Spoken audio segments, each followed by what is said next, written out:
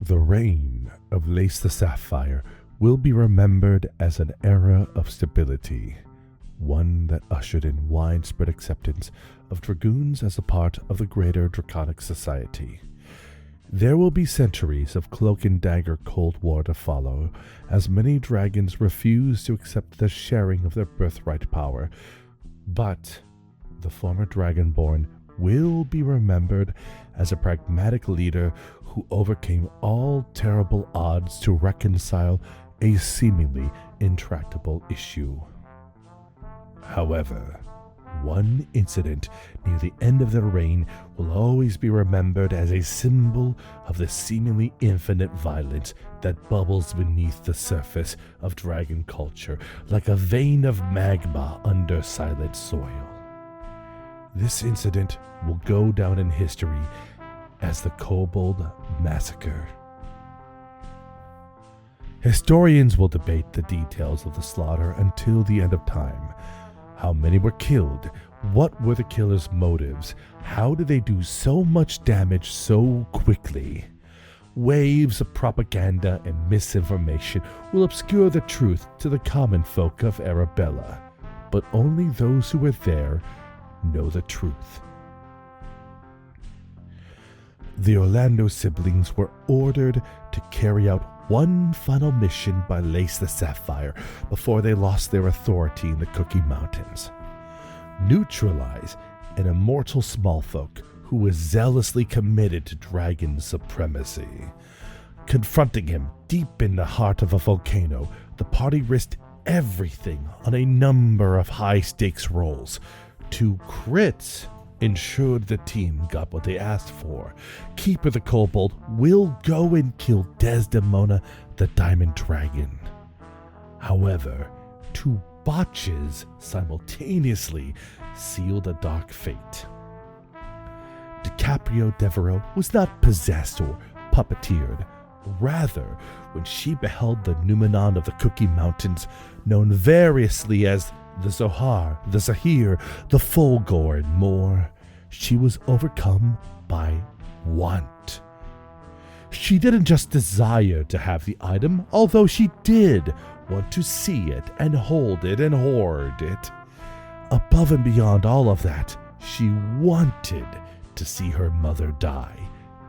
There were reasons, political reasons, practical reasons, emotional reasons, but she wasn't thinking about all of the justifications. She just wanted. Perhaps the Numenon intensified the want that was already there. Perhaps it dulled every other feeling. Either way, DiCaprio found herself taking off after Keeper the Kobold to watch Desdemona die. She didn't even remember abandoning her siblings. She didn't remember what spells she cast or what route she took. One moment, she was in the heart of Rosaline's volcano. The next, she was at the foot of the Diamond Dragon's mountain. Doc Hop and Rex Maximus gave chase, of course. They knew that DiCaprio had been ensorcelled by the Zahir before, which now took the form of a fairy dragon impaled upon Keeper's sword.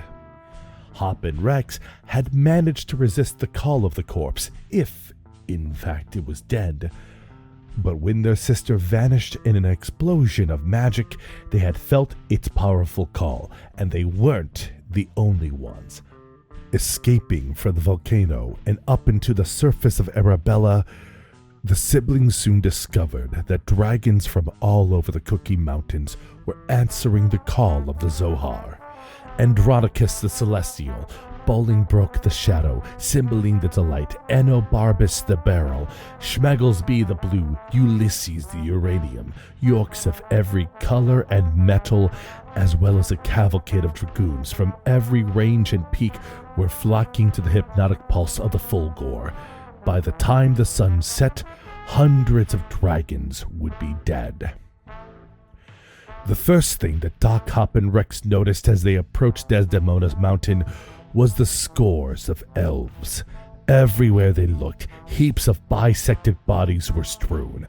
Some were split vertically from top to bottom, some slashed across the waist, others still were cut from shoulder to hip. All were sliced cleanly in half with a single blow, as if their bones and muscles were nothing more substantial than tissue paper.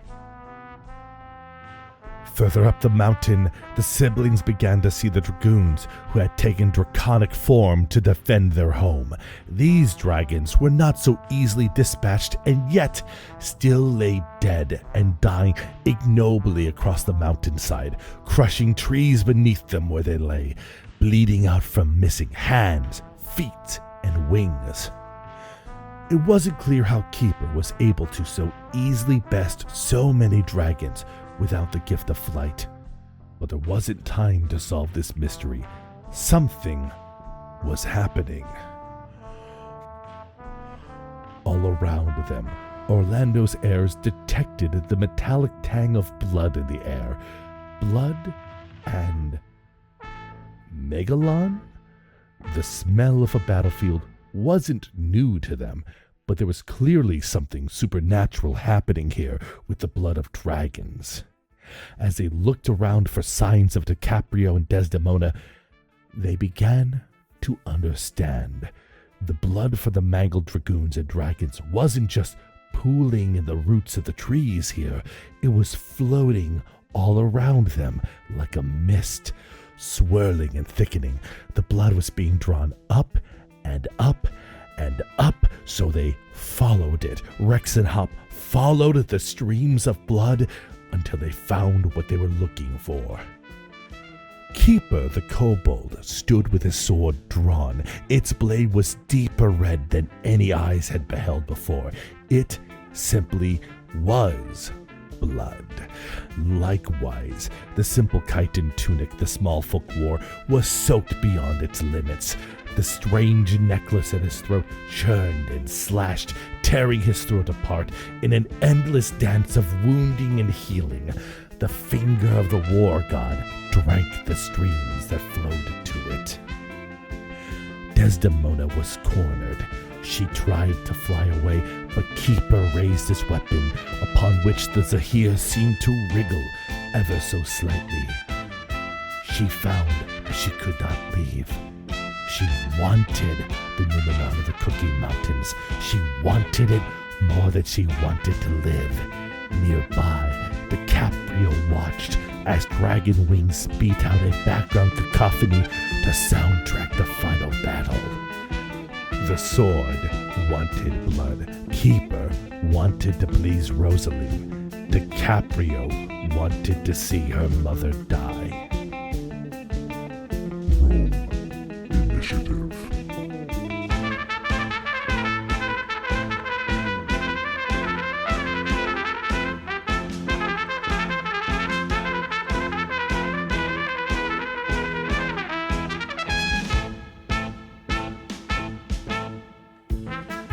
This is where I have to choose to go back to fight Ozma or not, Austin. I don't know what that means. I bet it's a really funny reference. What do you mean? Didn't you play Final Fantasy IX? You're a big nerd. When it came out, Sure, you didn't fight the super boss? Austin, I'd like to reload the save right before this and start doing all the Monster Arena side quests. yeah, if there was a point of no return, where would it be? Because I feel like every episode there's some sort of choice that irrevocably changes everything. So it'd be really hard. Well, yeah, but if you've ever played an RPG, you know that, like, that doesn't matter. You can still go do all the side quests despite the fact that, like, there's a ticking time clock and such. Yeah, okay, so you would all go breed golden chocobos while Keeper stands over Desdemona holding his sword high as if to Look, strike. I'm not greedy. I just want to go get, like, the ultimate weapon for my class so that I can do double damage. I just need to enter Maury's monstrous pit. That would be pretty funny. That, yeah, you can take however long you want. Keeper and Desdemona are scuffling on the mountain. You're going out to the golden saucer. You're trying to earn all the secret cutscenes where you get more blue women. There's like unlockable secret blue women you didn't find. You have to go back and get them all. Oh, Austin, can I buy the DLC? Is it too late for me to get the DLC with more blue women? I know it's never too late for a microtransaction. What do you want? I'll go for the Blue Women Deluxe pack. I think that gets me like 15 extra Blue Women. I'll get the swimsuit pack. I think that also gives some broken weapons as well. So we rolled initiative, and despite Keeper having a +1, he did win, which I feel like is the dice clearly signaling he's finally going to get his moment to shine. Oh, I mean, the stage is set for you, little buddy. Go off. Yeah. So he doesn't have any reason to attack any of you right now. So funnily enough, he is going to continue slaying dragons on his way to Desdemona. I'm actually going to have Desdemona roll perception to see if she sees you in particular, DiCaprio. You want to do contested stealth versus perception? Sure. No, actually. Okay. I got a 26. Yeah, well, we could double crit. Oh my god, I came so close to double critting! Wow. Just a 19. 19 and a crit, but why do you have disadvantage? Because of the painting? Because you gave me a curse that gave me disadvantage on all ability checks. Because you bent Quinn over right before the finale and fucked her? Jesus. Whoa. I was choosing a more family-friendly way of saying it, but... Okay, so the painting hangs over. You feel like the presence of the evil painting like all around you, Quinn. You look down at your hands and they appear to have brush strokes. You're in the painting zone. And Desdemona sees you from the absolute maximum range across her mountain and just says, Misty, and launches 3 giant ice javelins at you with magic, 13, 17, and 18. I believe those all hit. All of them? No, the 13 actually just barely misses. Okay. I love how Austin's always surprised, and I'm like, I'm sorry, I am a wizard. I have no AC. A strong breeze rips straight through me.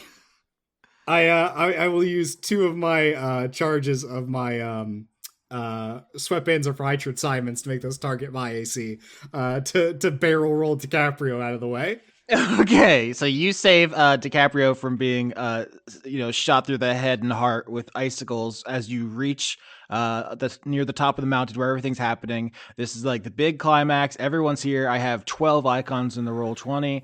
It's all going down, and it's a good thing you finished up all of their loyalty quests before you got here, or you wouldn't have saved DiCaprio.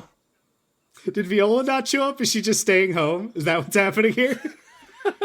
I know you just got her pregnant again, so. Oh yeah, well of course. She's busy. She's at the baby shower. Who's at the baby shower? Every other dragon's here. Is it just her alone? Sycorax, Orlando, Rex's mom. It's the shower you go and have when you find out you got pregnant yesterday. You go have a baby shower. You go to the bathroom biome. It's full of all kinds of different interesting showers. All right, so we're now in combat. Doc Hop, you see Rex activate his sweatbands of Reichard Simons, which really have come in handy a lot. The item didn't seem like it was going to be a big thing, but one of the best, one of the MVPs, saving DiCaprio from icicle spears. You're here on Desdemona's mountain. Desdemona, the Diamond Dragon, is being boxed into a corner by Keeper the Kobold, but from all around you, different dragons are arriving to see what's happening / being compelled by the Zohar. What do you do? Okay, what is the nearest dragon that seems like a big problem threat that I can do some real big damage on? Insight? Insight. 5. You have no idea. You're completely baffled and bewildered. You have no idea, like, even why so many people are coming here. You're like, damn, we sent Keeper to kill Desdemona. Then DiCaprio ran off. You followed DiCaprio and saved her. What the fuck? Why is everyone here? What's going on? Rex will yell to her in the sibling group chat. If Keeper kills Desdemona too fast, the guardianship plan fails. Find her treasure. Throw it into her mouth. Can I do anything to look for where her treasure is? You can do anything your heart imagines, Laura. Okay, Aw. what would I roll to look for some treasure to start throwing in her mouth? Okay, well, you just did an insight check, so I'll say one more check, and then that's your turn if you want to do Okay. investigation, because you know that Desdemona keeps her hoard inside of the trees on her arboreal mountain. So you'll start checking in there, but it's going to be a whole process. Crit 25. Well, there it is. So extremely lucky. Literally a 5% chance that you dive down. And you can tell me how this works out so well for you. But you find a tree that's absolutely jam packed with her items. That you think if you force feed her all these items, you might be able to start the right of guardianship. It's so funny because this whole plot point I introduced as a way for Gertrude to pressure you into killing Falconbridge. And then I remember who someone said like half under their breath, like, what if we could do it to somebody against their will? And then like 20 episodes later, here we are. Yeah. So remind me, we've been here a couple of times previously on missions, correct? Correct. Yes, there was a big one, especially when you personally punched a hole through Desdemona. So Yes. Okay, so I feel the way that this works so successfully is largely based on, okay, we've been here before, we've had to search this place before. Having to search is, you get used to what's worth actually looking for, what's not. I think that gives Doc Hop the leg up to go, I'm pretty sure I've got the right instinct that if I just pick a direction and fly, I'm going roughly the right way.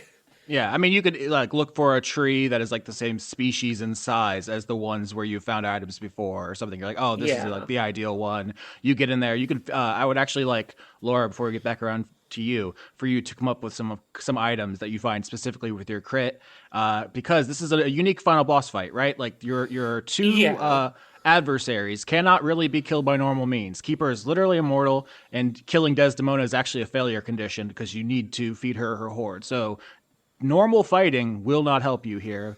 Pretty unique, and I guess we're at Rex Maximus. I would like to lift the tree that she is barked out of the ground and try to stuff it down Desdemona's throat. Okay. A strength saving throw. Okie dokie.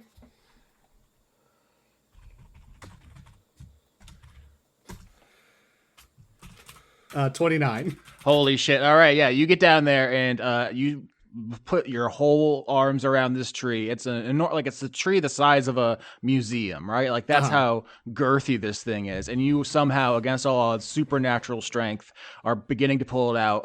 Like coins and diplomas and crowns are like pushing their way out of your scales. You're making like Sonic getting hit noises from all the rings shooting out of you, because you are the conduit of dessert and you deserve this, damn it. And you're going to do it. That's crazy. You don't immediately feed it to her and win. I'm saying you're pulling the tree out. Well, yeah, I am. She's gonna have to work. I'm gonna have to bypass that gag reflex a little bit as I shove this massive log down her throat. Heyo, audience.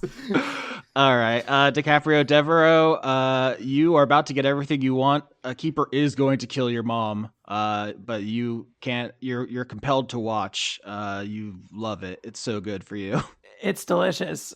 Yeah, it's fantastic. I only wish video recorders could exist right now so that I could film this and watch it forever, basically. Also, I'm going to use a spell I don't think I've ever gotten to use because it's normally not very good, but it is an 8th level spell.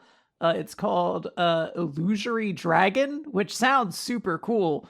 But basically, all enemies, I'm going to basically create a huge, size distinction, huge shadowy dragon that anyone who is in the area needs to make a wisdom saving throw or become frightened of it for 1 minute, and then it basically can like walk around and breathe fire in this case. You did use this once before when you created a giant illusion of Sardior, god of gem dragons. That was one single time you did use this, but I'm going to make some wisdom saving throws here. Dragons are pretty wise. Let's go down the list here. We got Ulysses saves. Bolingbroke does That- not. 19 is the number you need to Yeah. match or beat. Gertrude does not. Desdemona does. Enobarbus does. Little Turbo does. That is Schmegglesby does. And Andronicus does. Interesting. Okay, so we got a couple of people are scared from this illusory dragon. What does this look like again?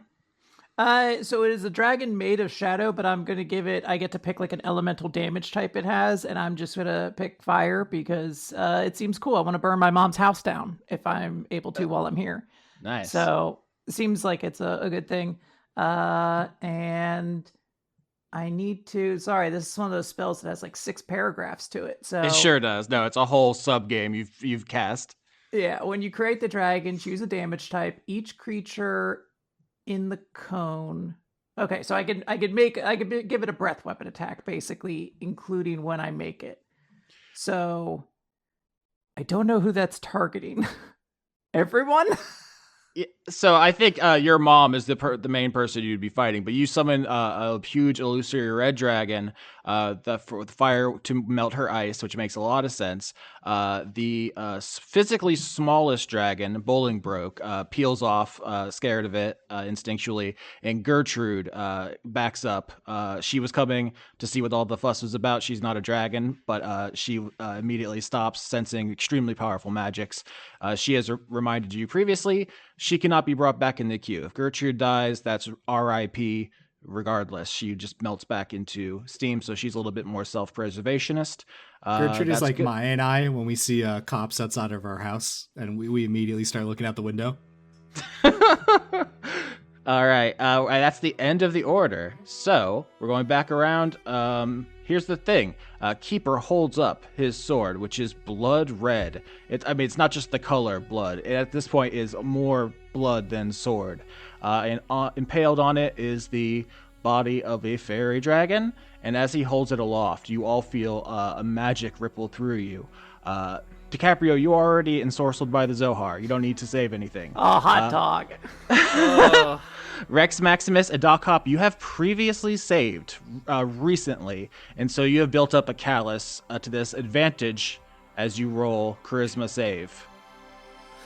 Oh, charisma. Okay. I'm going to give a With pro tip. advantage. You don't want to fail this. Crit 28. 26. Not only do you both succeed, but with a crit. Rex, you are not going to have to roll anymore for the rest of this campaign. You have at some level overcome your want. Can you explain what that looks and feels like? Yeah, because he's the conduit of dessert, he already knows he deserves it and will of course take it. Thus, he doesn't feel the need to be whinging and fighting over it because it will just be his. Yeah. So, Doc Hop, you got a 26, so you succeed as well. What is it about this this thing that you can resist? Do you have a thought about where you are as a character? I think part of it is previously when Doc Hop was trying to struggle with this, she was having to take it from 2 different sources. She was feeling the pull herself and feeling the pull via her sister via the connection ribbon. Only having to fight it off once now, way easier. Way easier when you don't have 2 people's desire to own it in your head at once. Oh, another important detail. It looks like a fairy dragon right now, and Rex doesn't fucking want that. You know what's interesting is that we're about to complicate that in a second because Keeper cannot fly. So fighting a bunch of dragons would seem very difficult for him. But when he wants to stab a dragon, he doesn't go to it, he brings it to him. Desdemona tries to fly away, he holds the sword up, and she just runs forward and is impaled on the blade. Seemingly, it's not exactly as if she is mind-controlled. She just wants the item so bad, she runs forward, and gets stabbed quite badly. And she is badly wounded. Can I get medicine checks from everybody? Locally, dokily. Medicine. 6. 25. Crit 20. Holy God, the rolls. Okay, I was like, this whole one fight's gonna take 2.5 hours. But with these rolls, we'll wrap this up in 20 minutes, get back to Pokemon Champions. Crit in 25, the group succeeds, but I want to say this to you specifically, Doc Hop. You have been stabbed by this sword before, the finger of the war god, and you got a terrible tummy ache, and it got worse and worse and worse, and it seemed like it would never abate until you faked your own death through the magic of the possum playing card. You recall all of this, yes? Yeah, yes. Okay, so you understand that this blade isn't just a slashing, there's something deeper to it. And with a crit, I want to say you intuit the mechanics right now. When the blade pierces Desdemona's skin, it looks like a pretty superficial wound to a dragon. She pulls back, there's a little spurt of blood. It's like not that bad, all things considered. But then you see a trail of blood from the wound to the sword, that wherever she goes, the trail stays connected. It's like the sword is drinking her forever until she will die. This is a single wound is fatal eventually. There's nothing she can do. She is Unless dead she now. becomes a mountain first. So she has 600 million hit points left, but she doesn't know it. She is dead. Group chat. Do we tell her and try and convince her to eat the tree of her own volition? I don't think I'm going to win her over that way. I mean, I was pretty raring to go to shove this down her throat. If you want to try, feel free. I mean, I'm happy to try and shove it down her throat, but also, I don't know. I don't know how much you're about to very slowly drain to death is gonna bother her or not. Is that the perfect death? Or is the perfect death eat your own eat a tree, become a mountain? So yeah, with a crit, I'm telling Laura as directly as I can, getting pierced by this weapon is a death sentence, regardless of any numbers that happen. Yes, Eventually, yes. unless you do know a way to beat it. Weirdly enough, like, I didn't know that you would know that by now. You can't. Yeah, but fake I'm your not own telling death. Desdemona that. Sure. And it is now Desdemona's turn. She is going to cast Ice Storm. A hail of rock-hard ice pounds to the ground. 20-foot radius. Creature takes 2d8 bludgeoning damage unless they make a dexterity saving throw. This is going to be upcast across all of you. I should say there are dozens of other elves here who have Desdemona's Megalon and are turning into dragons. Like, this is a full-on, CGI complete mess battle in the background at all times. But dexterity saving throws, everybody. Can I say that Rex is loving this? Oh no, botch -3. 4. 15. Everyone fails and gets, it says pounded by ice. I don't know about that phraseology book. What's up there? No, don't back down, Austin. Don't be a coward. Okay, I'm pounding you all for 28 damage as hail begins, screaming out of the sky, like a junior version of Meteor Swarm. Maybe she's saving that. So is that what, 50, 56 for me, is it? Nope, 28 to everybody. Everyone failed, so that's full. Okay. But yep, so this whole mountain is being pummeled by hail, and it is going to be Doc Hop's turn. Okay, did you want to know what's on the tree that I got? Sure, I would love that. Okay, so there's quite a few magic items shoved in this tree. We've got the perfect deck of playing cards. Someone once shuffled a deck of playing cards and very genuinely shuffled it, and the end result was perfectly sorted into suit and rank order.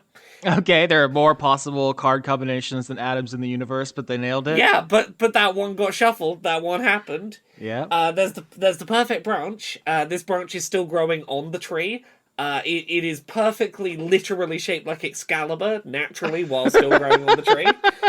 Wow, that's is that a coincidence or did No, that's just coincidental. It's the perfect branch. It just happened to look cool as fuck. The perfect lasagna, preserved in like a little time bubble so that it doesn't go bad. The layers are perfectly ratioed, but also the secret ingredient was a little bit of cinnamon in the pasta dough. I thought the secret ingredient was gonna be love. I gotta be honest. Well, no, there's a bit of chili honey in the mince as well.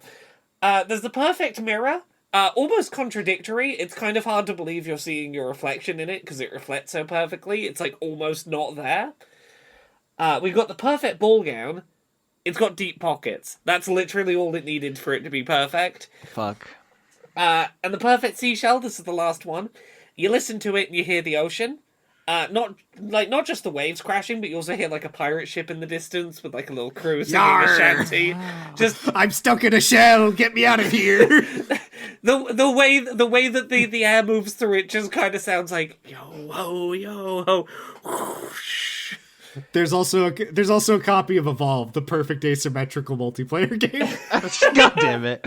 All right, so I was going to have you try to feed these two one at a time, but we've had multiple crits and you're picking up the whole tree. So I think this is Doc Hop attempt number 1 to feed Desdemona the Diamond Dragon a whole tree. Yeah, what do I roll to force feed a woman a tree? That's a strength contest, I believe, because I don't think she wants to eat the tree. Strength contest, cool. 1 sec. 13.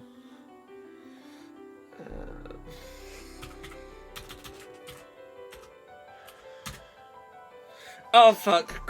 Botch 10. Wow, she feeds you the tree. Please no. No, that's really good. Okay, so she is an ancient diamond dragon. I thought she was maybe about to go out like a bitch, but she has some fight left in her. You grab the tree and you and Rex run forward and try to jam it into her mouth. She says, "What the fuck are you doing, kids?" and puts her huge claws on the sides. Here comes the airplane. Gonna eat your broccoli. And pushes back with an immense strength of just ripping. Oh, Dan has found the perfect gif. Your claws go, ripping through the sides as you're unable to hold it. Holy shit! Yes, this is King Kong feeding Godzilla a tree. This is what happens.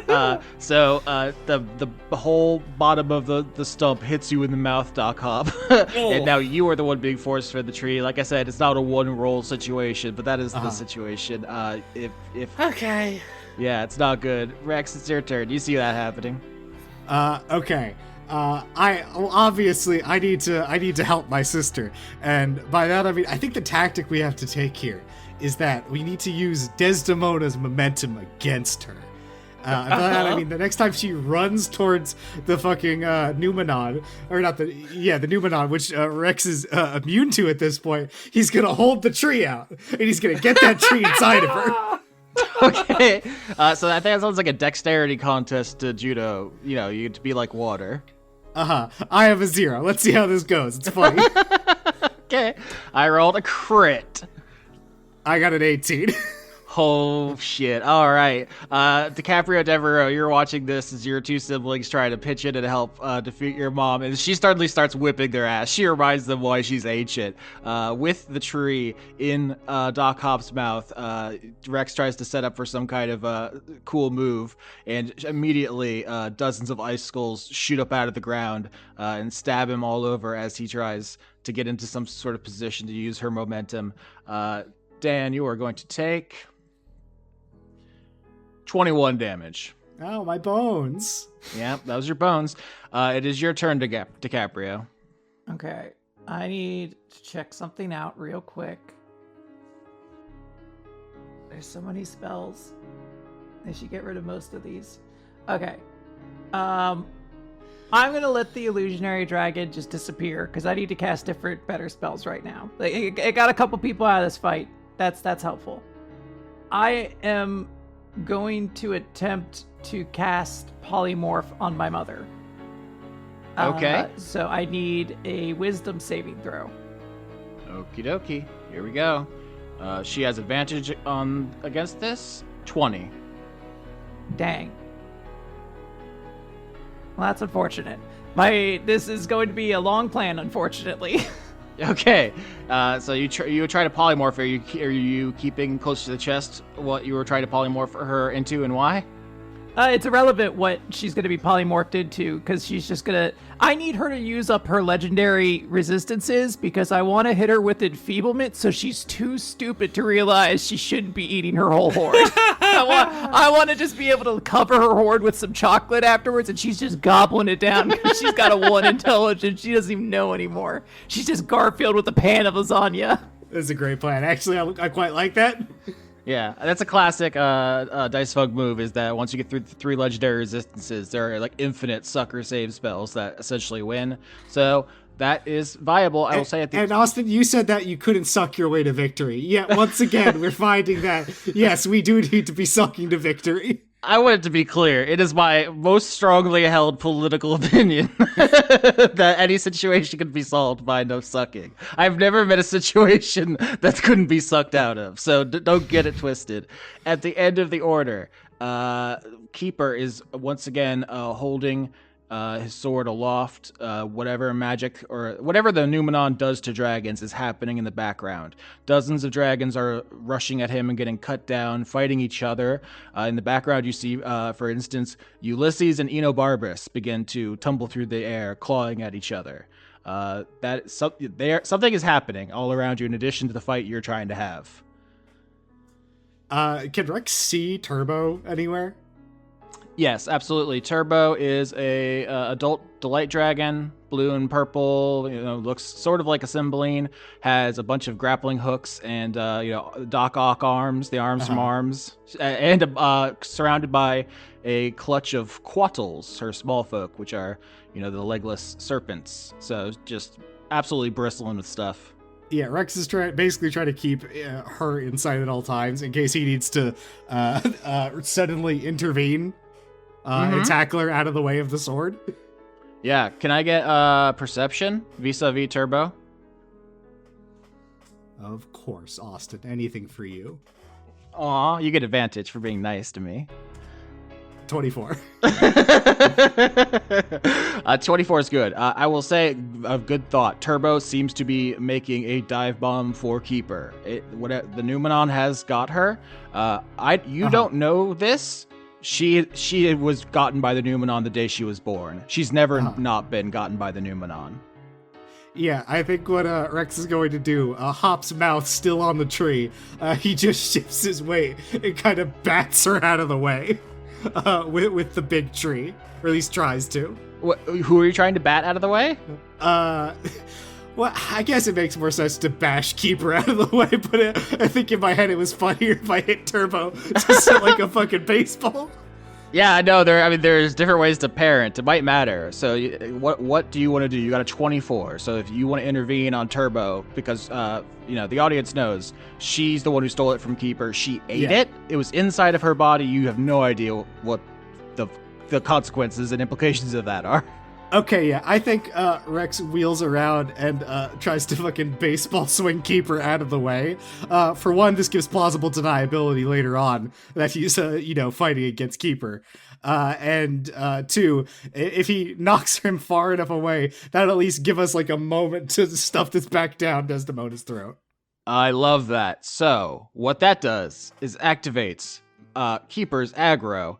Keeper was not attacking you all until now. He was fully focused on Desdemona, but as you knock Keeper away to keep your daughter from getting stabbed, Keeper turns around on you, Rex, and says, "Why did you do that? I'm on your side. What? You lied to me?" My daughter is about to dive bomb you and get impaled. Obviously, I'm going to protect her. I can't believe you would betray Rosaline again after everything she's given you. She bore you into this world. I can't believe you would almost harm her granddaughter. Makes you a bad keeper. How dare you! Even though you just batted Keeper pretty far away, ragdolled him up the mountain. I mean, all of his bones broke and reset. I don't even need... I'll try to mention it as much as I can, but obviously anything you do to Keeper kills him on the spot. He goes to swing his sword at you, even though he is 2 miles away, and you just find yourself throwing yourself forward. He doesn't need to come to you. You come to him, and he stabs you. 25. Okay. Damn. I'm going to horn parry that. All right, so that's roll again. Yep. Oops, that's not what I wanted. Yeah, I don't think 174 is the answer there. I hit the wrong button. That was the damage. Okay, I mean, now you've seen the damage, so... all right. 30. All right, well, 25 hits. All right, so you actually... I'm going to roll that again, because this is half of Meteor Swarm, in case you're curious, audience, how much this is going to do. I hit the wrong button before, so don't get mad at me. 51 damage as you find yourself with a sword in your snout. You look down, there's Keeper smiling up at you. He has stabbed you in the face. I'm gonna eat your arms, and then you just won't be able to have a sword. You would do that, even though I use these arms to carry out the missions for your mother, who protects us all under the powerful canvas of her wings. She's not gonna fuck you, God. Back with Desdemona. Doc Hop. Cone of Cold, Constitution saving throw, as she is trying to feed you a tree and blast you with ice to weaken you. Constitution. Okay. 5. Oopsie, that's not gonna do it. You take 42 damage. She is trying to freeze you solid and ram a tree down your throat. Not good. It's your turn, actually. Okay, what do I roll to continue trying to shove this tree down her? Yeah, we'll do another contest. Tell me what you want to roll and how that manifests, because I want to do different rolls. Charisma. Doesn't this look tasty, Desdemona? Don't you want it in your mouth? I'm trying not to metagame it, and I feel like sleight of hand makes sense because I'm trying to slip it past. Yeah, sounds good. It's not one of my best rolls, but let's give it a go. 21. 13. Yeah. All right, yeah, you try to maneuver. She, here's the thing, you're both pretty evenly matched, but suddenly half a dozen other diamond dragons, her elves, jump in, and they stop you from maneuvering the log. Okay, I got a plan for next turn at least. All right, so Doc Hop, you are in pitched battle with Desdemona. We move to Rex, who is now face-to-face with Keeper. All right, I'm going to initiate Operation 4 under par, and I'm going to start the process of kicking Keeper off the world like a golf ball. All right, Operation 4 under par is a go. I think that's just an attack, I guess. I mean, maybe we'll switch it up, but to start with an attack. Athletics for perfect fucking golf ball swing. Yeah. I mean, yeah, it is kind of athletics when you think about it. Thank God I have advantage, 25. Holy shit, you would have botched. What is the advantage from specifically? Foresight. Okay, Doc Hop, you just saved Rex Maximus's life. A botch is so dangerous right now with Keeper. Tell me about a 25, because this works as well as it possibly could. Uh-huh. I think what happens is, there's these swarms of diamond dragons, right? And one of them flies by to, attempt to help Desdemona. And Rex just kind of grabs it by the tail, and with like a full body twist, just hits that perfect kind of circular arc. If you ever seen those like golfing training simulators, they do where it's like on rails, and it's just like using the shape of the head, which I guess you could kind of say has got that little bit of that like golf ball wedge, just hits Keeper and sends him flying through the air. Yeah, you get perfectly in the zone, and it's like, nice shot. And all the toads are clapping because you perfectly smash Keeper with another diamond dragon. His body explodes. He is absolutely vaporized, but the shards go flying in the direction you want. Everything's going over there, and it's going to reform. I don't know that we need to spell out every instance of what you're trying to do, but you've done a great job starting this process. Do I have a bonus action I could use? Yeah, I think that was an action. Okay. I activate my Draconic Endurance to give myself 40 temp HP. All right, perfect. DiCaprio, Devereaux, you see 2 fights happening. One is your brother has just golf smashed Keeper to the east, just over the horizon. The other is your sister being frozen solid and force-fed a tree. Yeah, I definitely got to help my sister out right now because that seems pretty pertinent and immediate. So I'm gonna cast Psychic Crush on Desdemona. I was trying to avoid damaging her, but I don't think I have a better option here. So an Intelligence saving throw. Okie dokie, here we go. 13. That's gonna fail. I think the Psychic Crush effect is a stun. Stun for a minute. So I'm gonna have to use one of my 3 legendary resistances because stun makes you lose. You can't. I cannot be stunned or I lose. So one of the 3 are gone. All right, and then it's going to be 27 psychic damage as well on top of that, as I taunt my mother and call her stupid.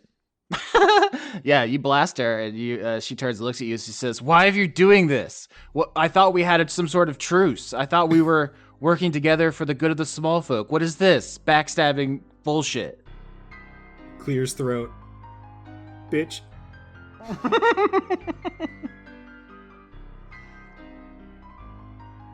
I think I just flip her off. Like, I mean, I don't have like a cool, like, dramatic line. So I think DiCaprio's just like, "Fuck you, old woman." Like in her mind, she's also like, coin. But I mean, yeah. Desdemona says, I always respected about you all that when I was away at the cult, that you didn't interfere with my small folk. I think a lower class of rabble would have sought reprisals, but that's why I never attacked your communities directly. You better hope you kill me now, or you can kiss all of your small folk goodbye. All of you. Shush, get back to eating your tree. Okay. You can have dessert after you eat your tree. All right, that's at the end of the order. So, Keeper is currently reassembling on the side of a different mountain right now. Desdemona is going to try some magic stuff here, but another thing I want to pull up here is that while dragons are fighting each other in the background, Turbo is notably chasing her father. DiCaprio, I think you scared away a bunch of the dragons with your illusory dragon, and because I think of your arc you've had with Andronicus, he is able to resist the call of the Zahir. I think he is satisfied with his life. He is not overcome by want, and so he does not attack you. I think if this had gone a different way, this is where you are impaled from behind by a beam of light from him. But he does not. He actually is watching your back there. Doc Hop, you suddenly see out of your periphery your harem fighting each other, notably Schmegglesby, the blue dragon, and Depressi, a dragon made of blue ribbons.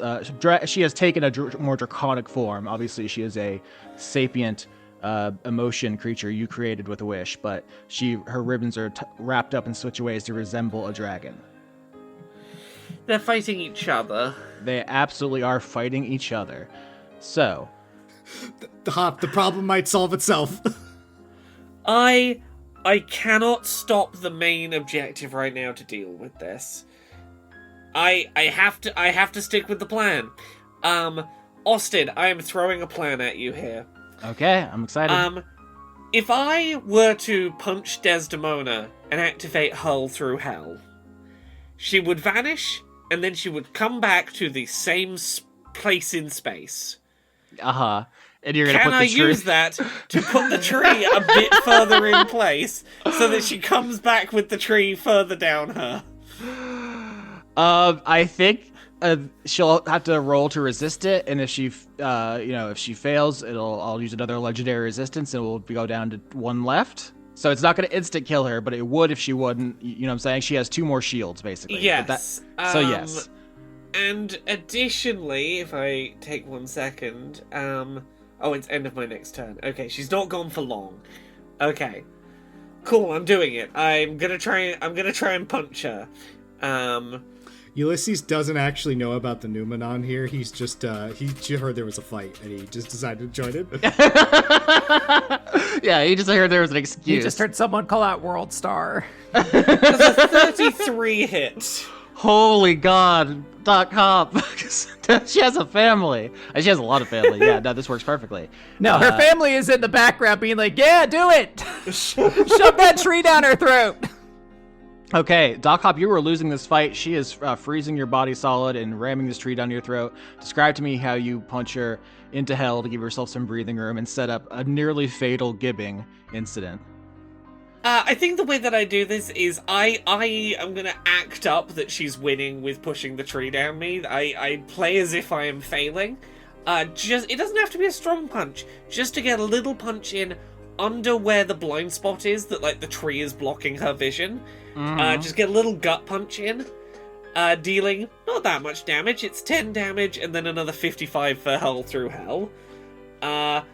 As she's punched into oblivion for about 6 seconds. Is this the same spot that you punched before when you shattered her tummy? Yeah, now it is, yes. That's artistry, folks, right there. That's what gives us the medium to low bucks. That's what earns us all not much bucks. That's what earns us those big quarters. But yeah, Desdemona suddenly ripped through a portal into a shard of hell. For 6 seconds, she will be disgorged shortly. Rex Maximus, you're presumably flying after Keeper, who is reassembling on the ground. Like I said, you got a great roll earlier, so you can hear Turbo flapping behind you. Is this kid still trying to get the Zahar, the Zahir, the Fulgor, the shiny little guy? Yep, since the day she was born, she's had this deep well of want and has not been able to fill or explain it. I bet she doesn't even remember, because it's been 40 years. Is there... So, I am gibbing him with every attack, right? Correct, yeah. I don't think there's a way for you to deal less than lethal because of their bonuses. Well, my thought here is that, like, if I, like, squish him, can I just take his sword out of his hand and then shake his goo off of it so he's just a little guy on the ground without his sword? You can try anything your heart desires. This is going to be the new Austin Yorsky catchphrase. Okay, I would like to, as he's, trying to reform on the ground, Goomba stomp him and pick up,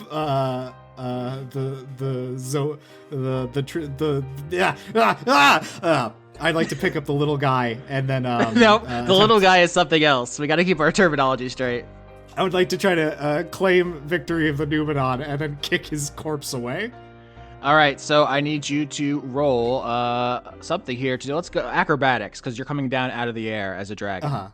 Okie dokie. 23. All right, you can see the future. So you see briefly you landing in such a way to grab the sword, but your impact jolts it away and you miss it, and so you adjust to a lighter approach angle, and you grab it with a 23. And Keeper, reforms on the ground. You find yourself on another dragon's mountain here on the side. It's like a stony quarry where the Power Rangers fight. Turbo is coming in from behind you, and she's yelling like, "Can I see it? I want to see it. Hey, I just want to. Can I for a sec? Can I hold it? I just want to just get a little quick peek, real quick, just for a second, Dad." I've seen Keeper, he blasted us with it once to make us kneel. I'm gonna put Turbo in timeout. You're gonna put Turbo in timeout. Yeah, I would like to point it at her and say, timeout. To basically make her sit down. Okay, interesting. You hold the sword up. You are not attuned to it, and Keeper is. In fact, Keeper is soul-bound to it. So when you hold it up to Turbo, behind you, Keeper holds up a hand and pulls his sword back to himself. You are between him and his sword, so it goes through you like a bullet. Okay. That's unpleasant. You take 54 damage. Okie dokie. That's not great. And Keeper says, "Hey, that's my sword. You're so rude."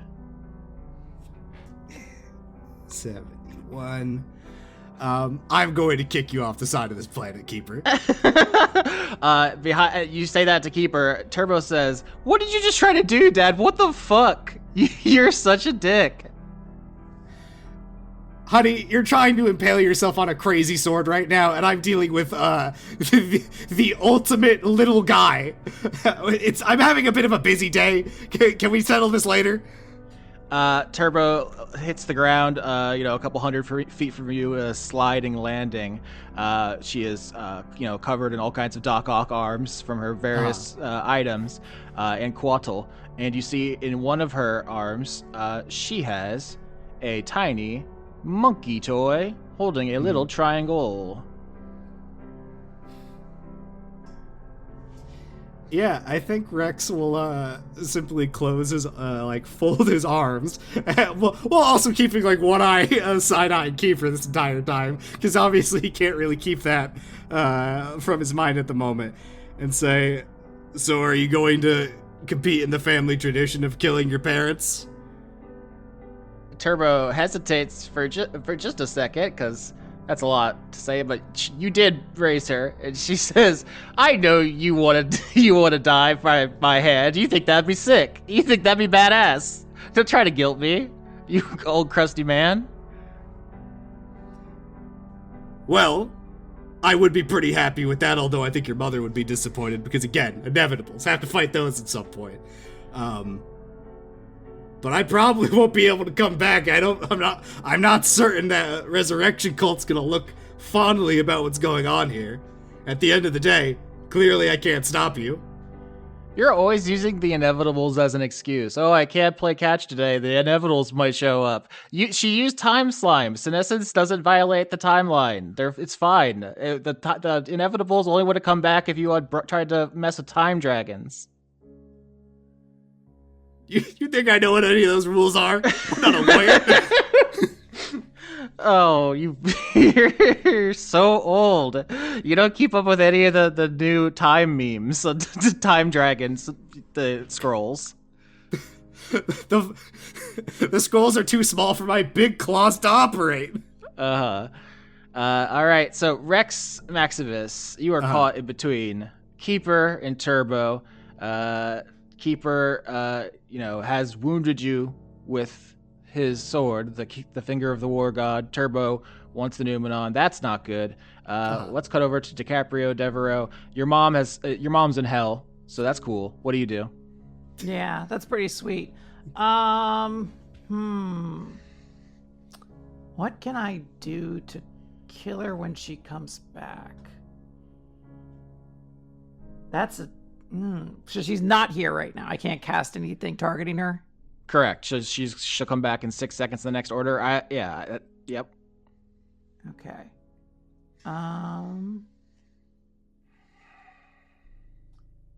Can I get Andronicus to whip up like a really tasty souffle? What are you trying to do? I mean, I feel like he probably has soulbound souffles. Yeah, that's probably fine. Okay, because I'm figuring it would definitely help to get some health back, and I don't have any way to innately heal myself. I have my designer pearl chocolates, but I don't think those actually, even if I ate all 5 of them at once, I don't think that would actually give me like a tangible amount of health back. So I kind of looking for something that can give me some manner of health, I guess. Okay, yeah, so if you want to use your turn asking for help, you can. I should say, everyone has the ability to do stuff like that. Falconbridge is in hiding, but if Doc Hop wanted to, summon her or something, we could talk about that and other dragons and so forth. You wave Andronicus over, and he is a celestial dragon, so he has plenty of health. I'll just say he, lays hands on you and fully brings you back up to max. Oh, thank goodness. And he says, "What is all this? What's happening? What is all this? I thought that we had a peaceful transition of power that was happening in like a week. With Lace was stepping down. What's all this?" Yes, darling. Do you remember the Numenon? Those sort of untangible, unknowable things that cause, interesting circumstances in the biomes. Yes, of course. You tasked me with researching them for decades. I was in a Numenon rabbit hole.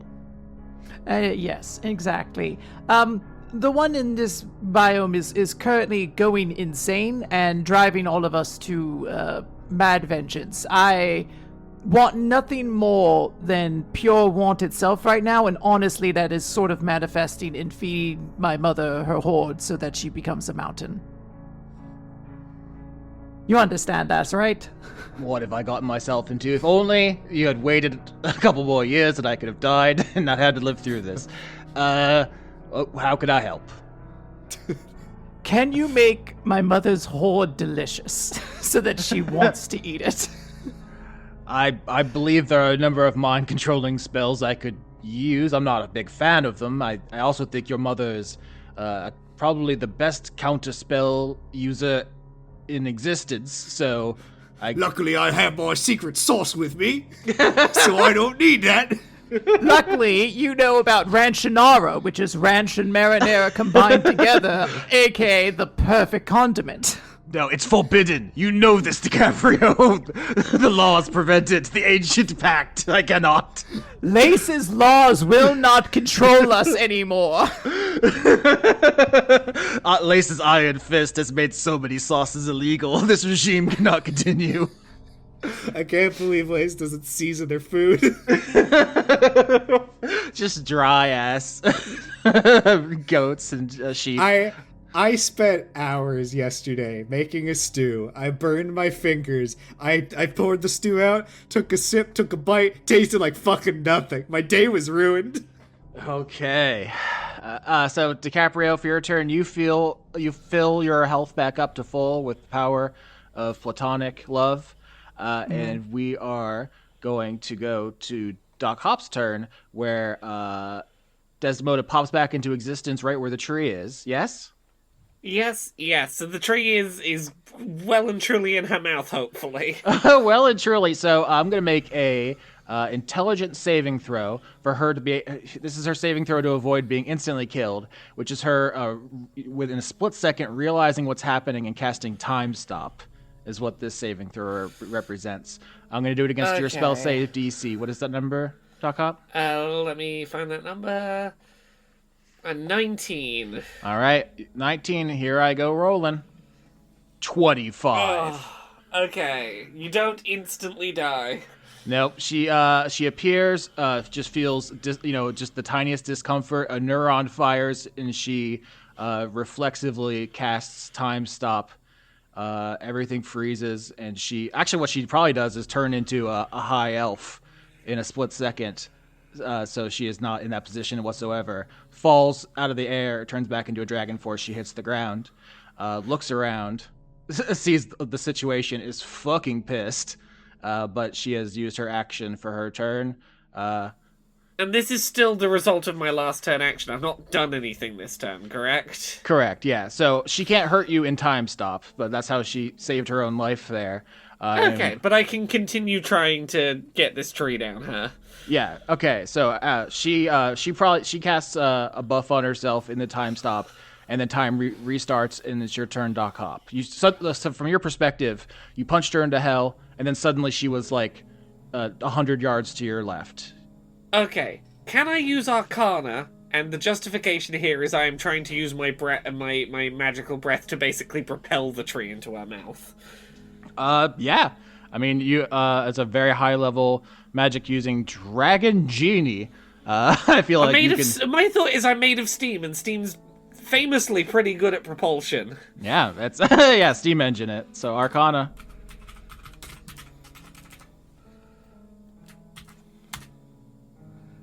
15.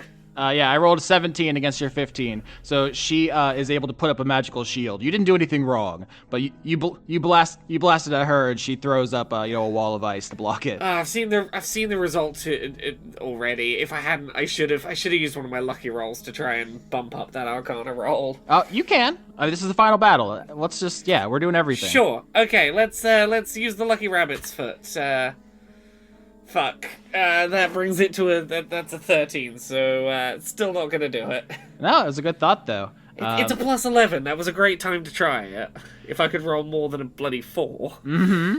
You use a steam explosion to send the tree at her. She throws up a wall of ice. The tree gets stuck in it. It blasts halfway through, short of her. And once again, I will say, behind you, you hear Schmegglesby and Depressy thrashing each other. You can overhear them saying, like, "No, she's mine. You don't understand her like I do." They are fighting over you. No, I am aware they are, and I am making the conscious choice that this is not my fault that they are fighting each other. That is their problem to solve. Right now, this tree needs to go in this mouth, and I can deal with them later. They're gonna have to sort their own shit out for a minute. Okie dokie. Rex Maximus, Keeper on one side, Turbo on the other. What do you do? Let's see. I've what is it? I have done a golf swing. I'm thinking now I dribble him like a basketball. Okay. Sure. Yeah. What's that roll like? Attack roll? Because I'm bouncing him on the ground? Sure. Is that different from what you did last time? I did an athletics roll. Okay. Yep. Feel free. Okie dokie. 33. Yeah. You dribble him, super hard, disorienting him. He's all smashed apart. He's like gravel. He's this like trail mix in your hands, and you can full court shot his ass down the Cookie Mountains. At this rate, I will say, the world is large. It will take like, I don't know, days to do this, and he's just gonna keep stabbing you. You run the math. You think you're going to die trying this because of blood loss. You see where he stabbed you in the face, there's a stream of blood coming out of your face, going towards the sword. So I'm saying that out loud, that you are absolutely making progress, but time is against you. Yeah. Rex is going to turn to his daughter and say, the magical items he has, one of them is attempting to possess your mind. Would you like to use those skills those infuriating little fairy dragons gave you and pick his pockets for the rest of them so he's not ripping everyone to pieces? Oh, you want my help now? I'll give you the Zahir. Is that what I want, Dad? Turbo, I don't know what you want. I've been very conciliatory to things that you like. The only thing I put my foot down on was allowing the Symbolites back into the Cookie Mountains. Well, it sounds like you want my help, so you know what I want.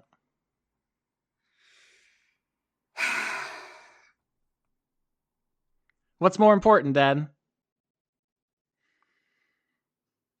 Rex points a finger at her and says, they're your responsibility. You take them for walks, you clean up their shit. If there's a problem, it's on you. There's a lot of things I'm willing to help you with. I am not cleaning up after them. That's your problem.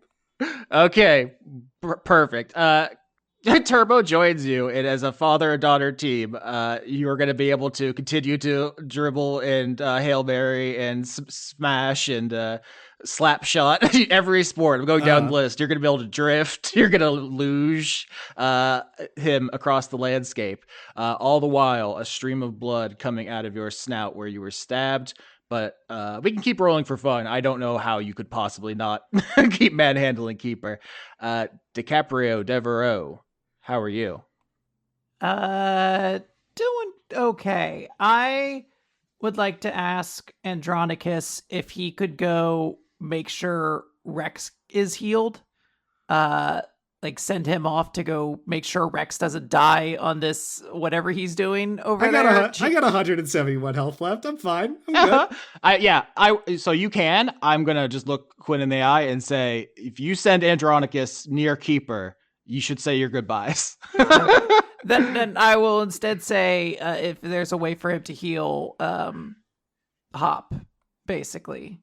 And then I want to, Austin, let me do something. Can I use the RIP Prada bag? I've just, for some reason, I've never really looked at it, but I have my mother's secret weakness in there, right? I believe you sent Lace on some kind of scouting mission to get a bunch of, you had set a couple of spy missions you did where you got info. I believe that falls within that. So yeah, what do you want to do here? I mostly want to know. Austin, let me do something is going to be rolling around in my head for a while, by the way. Come on. For once in your life, Yorsky, get off my fucking ass. Help me out here. Look, I want to know what is her skill that she's not good at? Because she has a really good bonus to most of the skills I can make her save against. So I want to try to find the one she's not very good at so we can hone in on that to get her last resistance out. I would say that, abstractly, Desdemona's weakness is that she will never admit she's wrong. She literally, in her own mind, has never made a mistake. anything she does is just like setting the stage for the next success. So I think in some respect, her problem is insight on herself, I think. So that is that. I would say if there's a single skill she is worse at, it's insight. And so here's the thing: if we want to do some kind of insight contest, we can do that. Or if you want to send Andronicus to heal Hop, that can be your turn. Both of those are things you can do.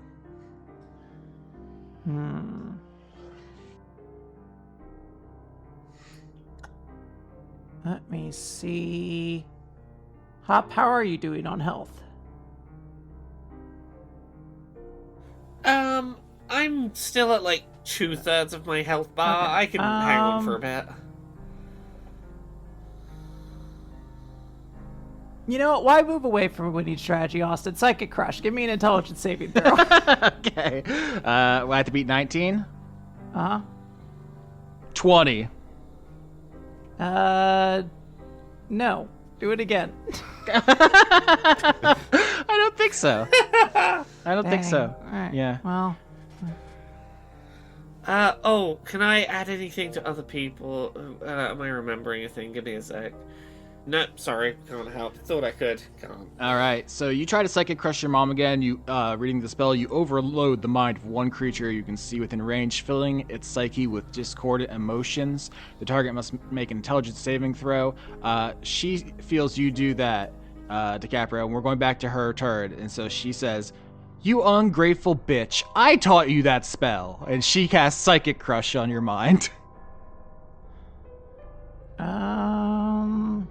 Well, that's pretty unfortunate. 20.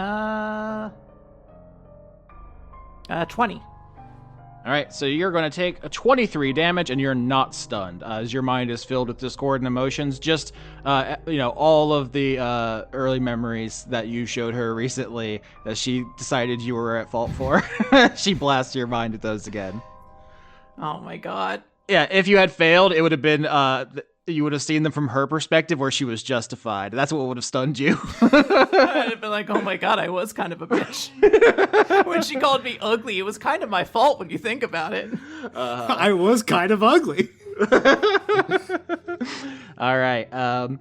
So that was Desdemona's turn, a Psychic Crush. Keeper's turn is getting, smashed like a tennis serve across the landscape as Turbo and Rex continue to beat his ass. I think he is going to, continue trying to fight you, but we don't need to go blow by blow there right now. Doc Hop, you are facing down Desdemona as well.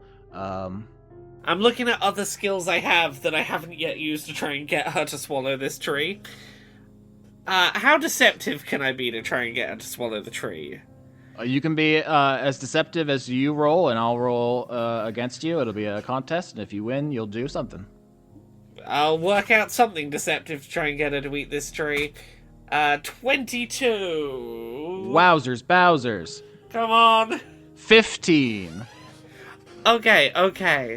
I'm gonna put on my best performance possible of starting to retreat the tree out of her mouth and go, I'm sorry. I realize that I'm defeated. I'm so sorry. I should really accept defeat. And as I'm starting to grovel, the tree goes forward again. Is it like, I should have never listened to my ugly sister? That gets Desdemona distracted for just a moment. All right, you got a success. I'm looking for like 3 to really jab it in there. She has 2 legendary resistances left, so she's she's a badass. There's a lot going on there. At this point, though, you feel a warm breeze on your shoulders, and suddenly Gertrude is by your side, having overcome the fear from the illusory dragon, and she says, Master, there's a lot of problems going all around. Are you sure you want to be messing with DiCaprio's mother? We can leave it to your sister. We have other stuff going on. Everyone's going absolutely berserk all around us. If one of them could come and help with get this tree in, then sure. Right now it seems to just be me on tree shoving duty. So unless someone else can be shoving the tree. I mean, you have to order them around. They won't listen to me, like gesturing to Schmegglesby and Depressy, and you see the tiny figure of the the Russian blue tabaxi cat Helen down there. I'm helping. So, to be clear, I think my concern out of character here is if I stop trying to shove this tree down Desdemona, that we get back to square one, was sort of the worry, that this was a tug of war and I didn't want to let go of a tug of war. Yeah, no, you're correct. That's the thing is, you're prioritizing things over other people who want things from you, so. Yes. Look, I'm shoving this tree in. Tell them to come to me if they want orders. I will give them things to do. Just get them here. In fact, it would be quite helpful if they came and helped me push this tree in, and then I could get back to them. The tabaxi starts peeing on Desdemona's stuff to distract. Scratching up the couches. Yeah. Doc Hop, can I get persuasion to get your lovers in line? Yeah, persuasion. Okay, that's a plus. That's a positive number. 14. I'm going to try and use my last lucky rabbit's foot remaining. This is the last one I have for the arc. The last one is season 12, frankly. 19. There, yep, I needed 15. 14 wouldn't have done it. 19 does. Okay. It's not like they're completely snapped out of it, because it's the effect of the Zohar that is making them fight, because they all want you and they don't want to share, but they are able to push it away enough to jump in, and Schmegglesby, Depressy, and Gertrude all put hands on the tree and are helping you shove. Exactly. If you don't help me with shoving this tree in here, there's gonna be no me left to fight over, so get your act together. The Alpha leading her Omegas. Actually, now that I think about it, Gertrude probably does not. I think an interesting thing I've been thinking about with regard to the dynamics in the Kuel is that Gertrude and Falconbridge were someone before they met you. They were a powerful dragon and a powerful genie. Yeah. Schmegglesby, Helen, and Depressy were literally nobody. I mean, Depressy was not even conscious. And so they have a different relationship to you. It is much more, I owe you everything, you're God to me. Where Gertrude and Falconbridge have, like, egos of their own. So I don't want to lump Gertrude in. Yeah, they got their own shit. Austin, how's the Slad doing? How's the Good Up Slad doing? It's a monster. It's rampaging off somewhere. It's like, yeah. What if I stick some like meat on the end of the tree? Will they come and help while trying to lick the meat off the tree? Yeah, well, we can say the Slod monster has a cameo. In fact, I just realized something. Rex, you're kicking Keeper from mountain to mountain. I'm playing catch with my daughter. Yes. Yeah, no, that's great. And in the background, I want to say there, you see Slip sliding away. A Quaddle covered in lube is just careening down the mountain and out of frame. No one mentions it. No one comments on it. It was just 20 years ago that was put into motion. The perfectly frictionless lube, and it's still going. Weird. Anyway. No, I said no one commented on it. Oh boy, do I have to roll anything at this point, or what are we doing? Yeah, I mean, you did an attack and you did athletics. Yeah, one more okay. for rule of 3, satisfaction, I think. Sure. What's the father-daughter bonding roll?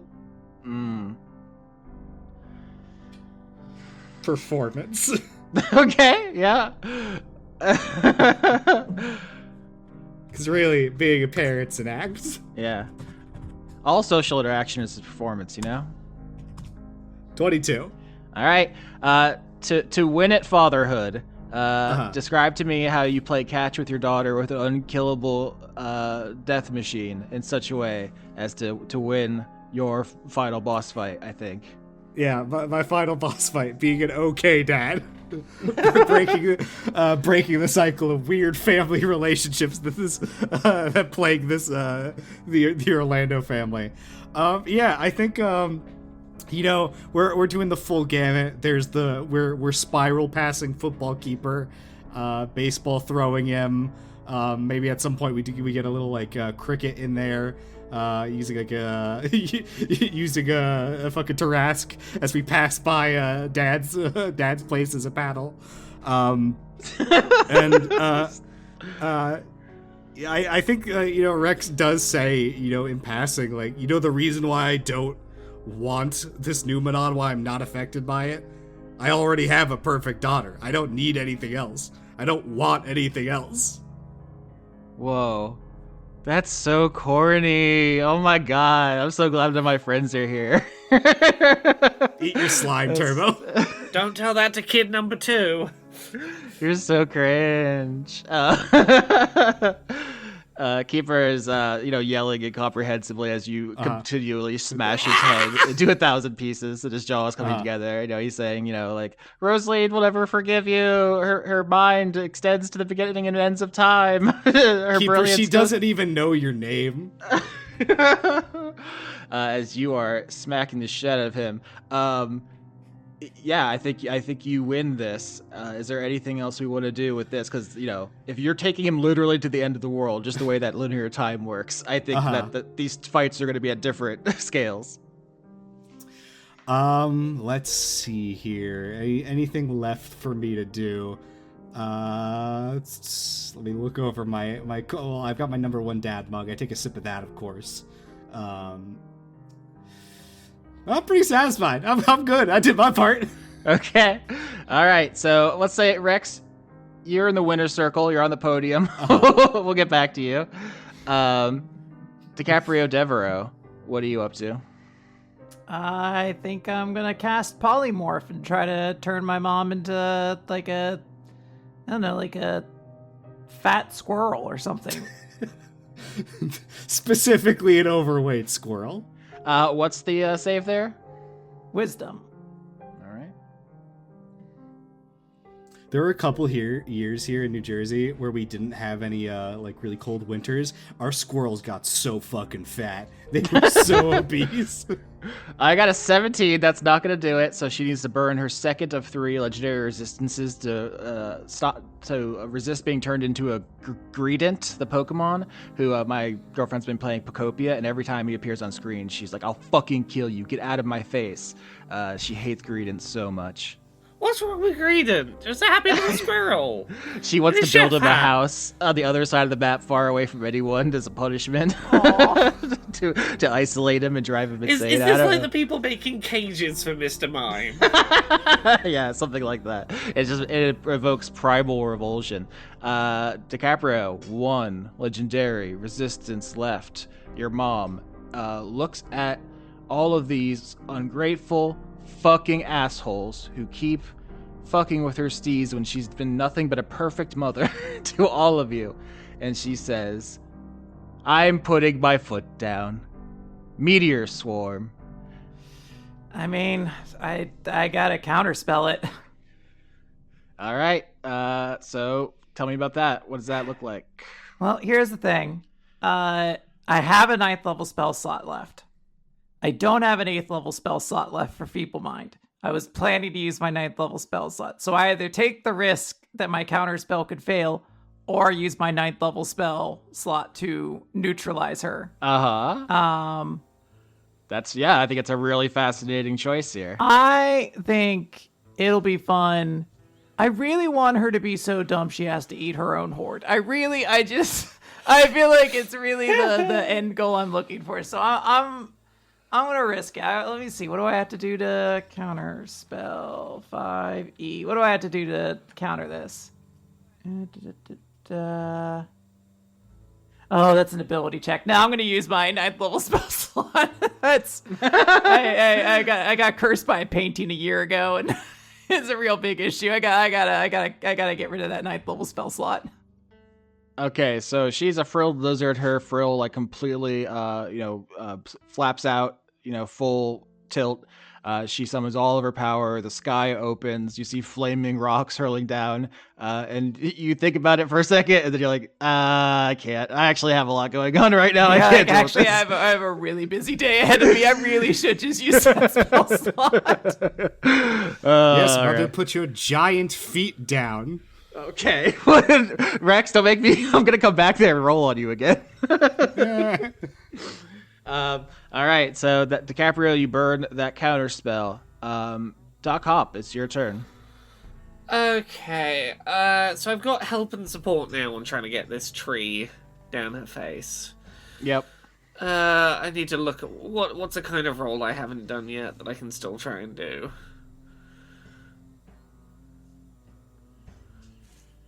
I'm looking through the list. Animal handling's not going to help it. I mean, you have the dire muskrat. She's an animal, and you're handling her.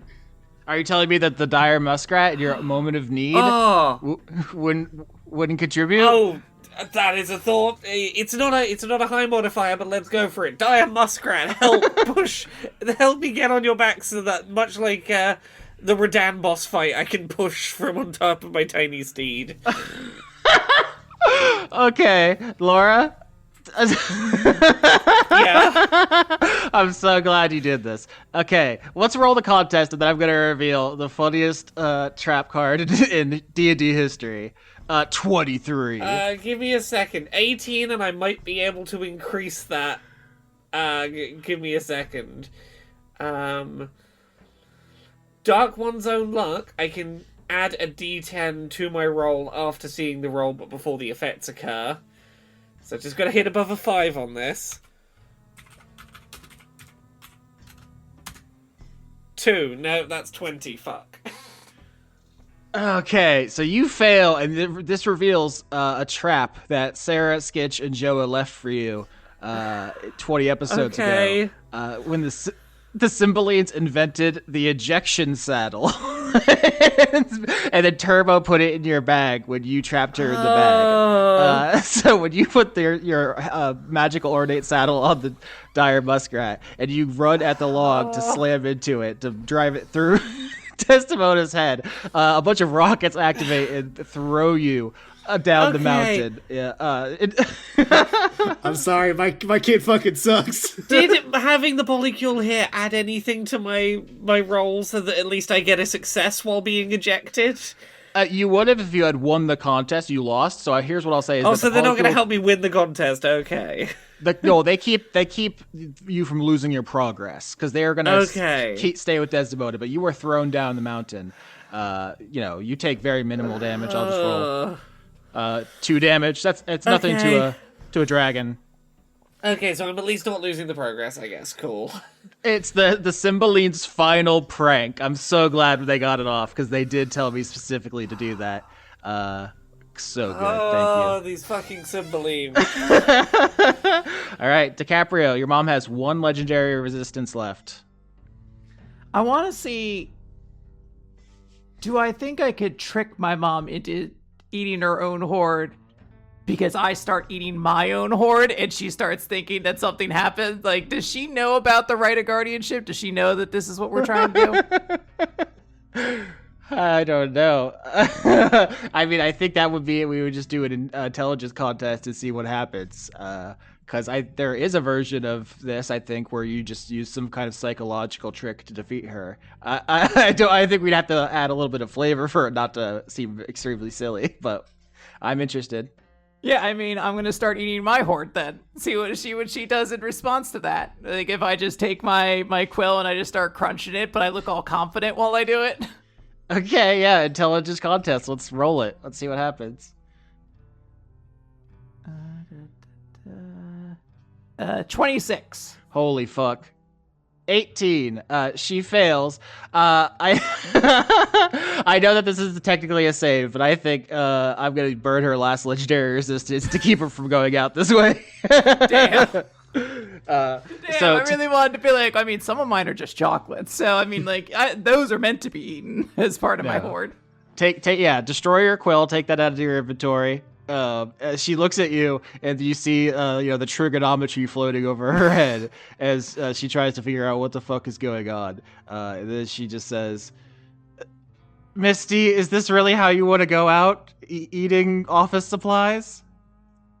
I mean, no one else has really done it before, and I've always prided myself on being avant-garde, you know. Not like you. Is that last season's dress again? I will be sure to throw you a most avant-garde funeral. I won't throw you anything. Sunbeam. Constitution saving throw, Doc Hop, and DiCaprio, as a beam of brilliant light flashes out from your hand in a 5-foot, 60-foot long line. She blasts you both with the power of the sun, trying to blind you. 2 botch. 13. All right. She is going to, is she upcast this? So, boop. You are both blinded by the light, revved up like a deuce for 38 Deuce. I damage. was gonna say revved up like a deuce. What does that mean? Why did he say that? It's because it's like a car. It's sexy and American when you think about it. It's a car thing. Doc Hop, it is your turn. You are blinded as the light envelops the whole side of the mountain. That's not good, but Desdemona is out of legendary resistances. If you can now do some kind of instant kill move, she will lose to it. I sure hope my sisters are having as good a time as we are, Turbo, as we're passing Keeper back and forth while his sisters are in the Torment Nexus. Austin, if I polymorph myself, if I become like a giant gorilla, am I still blinded, or is my new form free of blindness? What the? Did Wizards of the Coast account for gorilla shenanigans? I don't know, Laura. I gotta look up polymorph. Give me a minute. I gotta see whether this dodges around. The target's game statistics, including mental ability scores, are replaced by the statistics of the chosen beast. The target assumes the hit points of its new form. It doesn't talk about whether statuses carry over. Don't you have Dominate Monster? You could just tell her to fuck off, essentially. Yeah, that's an option, but I had a funky idea, and I wanted to know if there was an answer to it. I mean, if we're bringing it full circle, you punched her to death as an ape before. I'm interested in you punching her sort of to death as an ape again. What's the roll? Yeah, screw it. What's the roll? So I guess that would be. I gotta look up the giant ape stats quickly. Yeah, because I think in my mind you're running back up the mountain, kind of blinded as an ape. And you're just doing like a Donkey Kong wind-up punch to the end of the log with all your polycule holding it, stable. It rams down her throat if you win the roll. And then... Yeah. Athletics, because I am sprinting up the hill to try and shoulder barge this. Running up that hill. That's what Kate Bush was singing about. People don't know. That's what the song's about, an ape trying to punch a tree down a dragon's throat. Yeah, if you will allow me to use athletics, because I am an ape sprinting at full speed at the tree. 25. Laura, what else is friendship for, if not letting you sprint up the side of a mountain as an ape and punch a tree down a dragon's throat? You got 25. Here's my roll. 20. I shoulder barged that tree. Okay. It is very literally foreshadowed the gif that Dan sent earlier. King Kong is shoving the tree down Godzilla. My God, it was foretold in the prophecy. It's just like the Oracle said. As soon as that gif was there, I was thinking about, like, is this the finishing move? Okay. So Desdemona isn't killed instantly, but she is, her menagerie inside the tree. All those items, the perfect seashell, the perfect deck of cards are inside of her. The magic activates. It isn't instant. It isn't like she just turns into a mountain. In fact, that would be bad because there would now be a mountain on top of you and you would all die. But it's happening. DiCaprio, you see this, and you know that she's about to die. You want nothing more than to see that, but you got to get her off this mountain. You have to get her somewhere where her turning into a mountain won't kill everyone. Just a thought conceptually. Is Andronicus like always starving to death because he knows if he eats too much he might turn into a mountain? I think it's about the amount. So yeah, I think he can eat some. He can't go to any of his buffet locations. I think it specifically, it has to be like a certain power of magical item, right? So Andronicus's cupcake is worth like 0.001 for the ritual, but the perfect deck of playing cards is worth like 75%, Oh, but Austin, he never stops at just one. They're too tasty. Once he pops, he cannot stop. So I think to end this episode, there are three kind of separate scenes. One is DiCaprio taking her mom away to watch her die and turn into a mountain. That's one. The second one, Doc Hop, your entire polycule descends on your apish form and is demanding various things from you. They're demanding you to choose. They're demanding you to, pick them. And then Rex, you and Turbo at the end of the world, like, I don't know, a week from now, however long it takes, get to the edge with Keeper. So you can, if you want to be Hell in the Tabaxi again, you do those kind of jokes. Dan, do you want to be Schmeggles, be the Goblin, and I can be... I was already planning on that, yes. Okay, I can be Gertrude. So, Doc Hop, your whole polycule is, scrabbling over to you. You're a victorious ape, and everyone's being, wow, that was so cool. Hop, you're so strong. You're so special. And Gertrude's over your shoulder. We're like, do not listen to them, master. Their flattery is, belies what they want from you. They're all hoping for your wishes and favor right now. Hop, I pushed the tree more than anyone else because they're small and weak, not like me, because you made me so strong. I love you. I'm going to bite onto Gertrude's ankle, Helen does, and then I'm just going to use my back claws to really quickly kind of kick out the back of her leg over and over again. Master, help, master. Rex has a kid, I want a kid. Oh my god. Hope is trying to physically hold them all apart from each other at this point. Depressy lays on the ground. Did you hate me? Do you hate me? Yes, she does. She hates you. No. Go away. Hey, I don't hate any of you. Hey, everyone.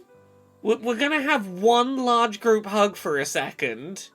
If we can all put the fighting aside for long enough for just one big collective group hug, okay? What do I roll to get the prime position in the group hug?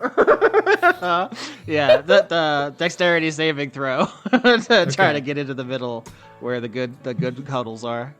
12 plus whatever Schmegglesby has dex-wise. Yeah. She's very good, but I'm gonna roll for Gertrude. 16. She turns into steam and gets it between you. You didn't leave room for Gertrude. 7. I want to get away. I'm going to tolerate the group hug, but only for a second, and then I'm going to start biting people. Okay, thank you. Gertrude's really nestled up. She's basically gaseous at this point all throughout the hug, and she's still whispering in your ear, Master, they want you to turn them into dragons and genies. They're never going to give up. They're going to ask for more and more and more until they've used you up. My food bowl's empty. Fill it back up. The food bowl is not empty. The food's just at the sides of the bowl. It looks empty when I look in it. Okay, I'll shake it. There you go. It's at the bottom is covered. Finally. Thank you. Hop, I want your scales. I want the scales that you shed. Please give them to me. I'm gonna mental group chat Gertrude. Okay. And go. Oh, hi, Master. What's up?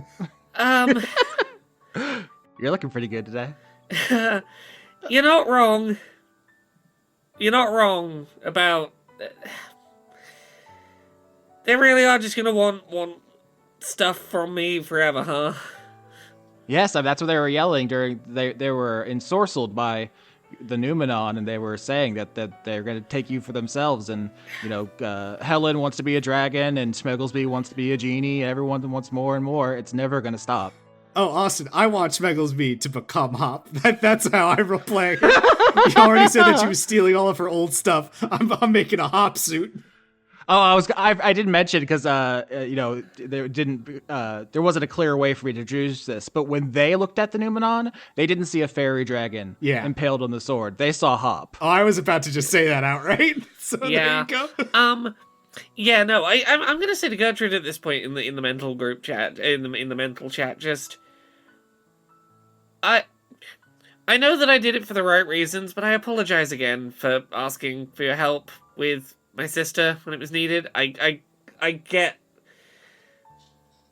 get slightly more how much it is to have lots of people wanting stuff out of your magic.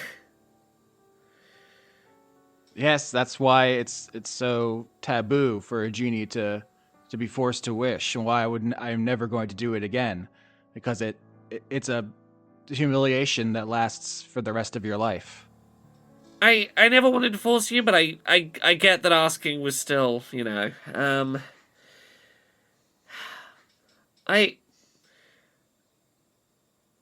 You're stronger than me to have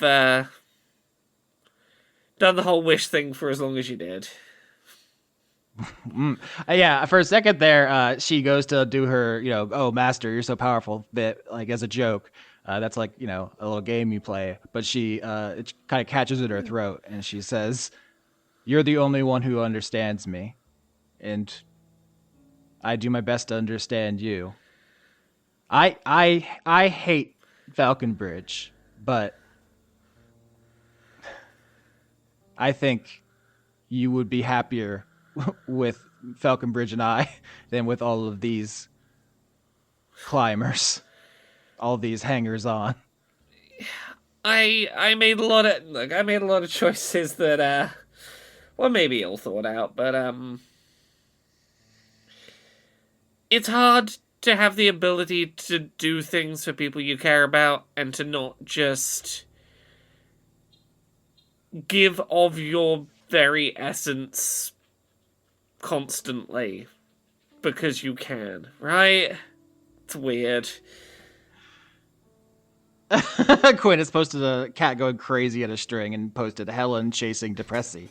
So, yeah. Because Hop has suddenly stopped talking for an extended period to chat through her mind, Spangles will be, why do we all get quiet? Is it because you're thinking about me? Because you love me the most? No, she's thinking about when she hates me. She wants me to leave. Yes, correct. Now get out of here. I'm thinking about how much I love you specifically, person hearing these words. Yeah, me. Oh my god. Yeah. So I think Gertrude, she's proposing getting rid of all these people, which she always proposing, but yeah. Look, I think Hop knows that a conversation needs to be had, but I think she's enjoying the one last big group cuddle before we're gonna have to do big dragon conversations. Before I have Schmeggles be safe, I can't have you all be you. I mean, if you hadn't gotten Keeper out of there, I was definitely thinking at some point some of the polycule would try to get the sword and start killing each other. Like, it would really escalate. So it was good that you got him out of there. Yep. So yeah, give me till next episode, and we'll have a fun conversation that I'm sure none of these characters will be upset by. The Slad walks up and raises a hand to sort of gather everyone's attention, and after everything hushes for a moment, bah! That's it. All right, thank you, thank you, Dad. Yeah, so DiCaprio is going to get her mother out of there. She's going to activate her vortex warp of her Dyson sphering and channel it full of magic so it like explodes, but it takes both of them to a very remote part of the Cookie Mountains where her mother will become a new part of the Cookie Mountains in the future.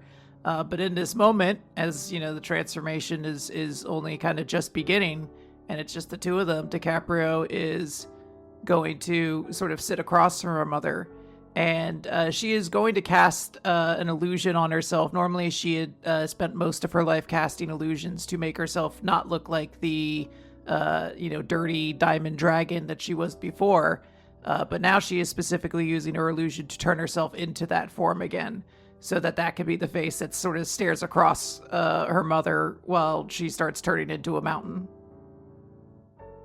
Yeah, your mom has a tree in her throat, so it's hard for her to have any devastating last words, but she definitely gurgles Misty. Yeah. Yes. That name you always loved to call me. In a way I should thank you. I'm only as ruthless and unnecessary as I am because I suppose those were the few aspects of you that I actually admired. And I suppose there really wasn't much of another choice. It's annoying to think about, really, but I think I really, as a child, just wanted to be like you.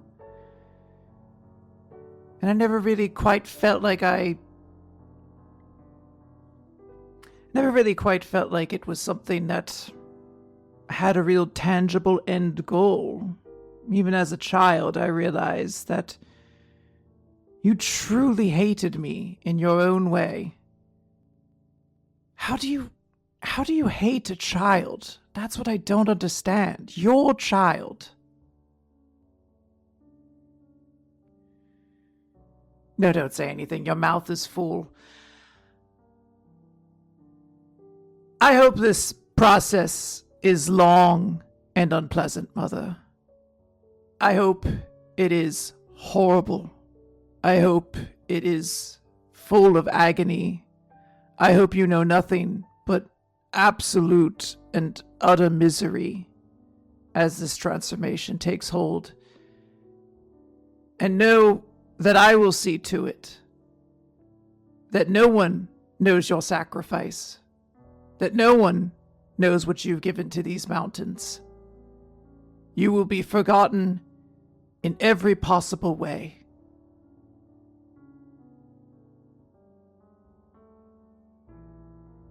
And DiCaprio is just gonna kind of sit there. She could leave in this moment, but she's choosing to sort of stay. In her mind, it's so she, can watch her mother disappear, and ensure that it happens. But I think that there is a small part of her that refuses to admit that she just doesn't kind of want her mom to have to die alone either. There's this small sympathy she places in there, but she will do it entirely on the emphasis of like making her mom feel like shit and kind of insulting her the entire time.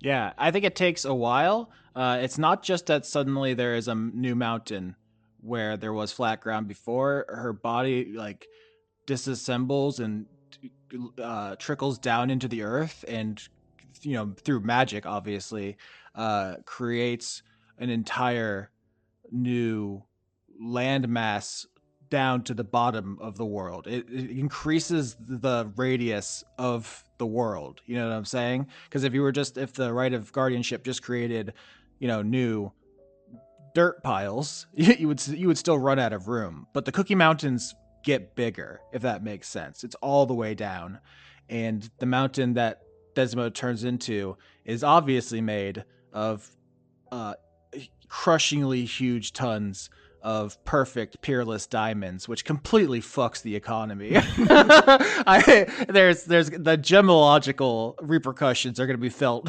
for 20 seasons.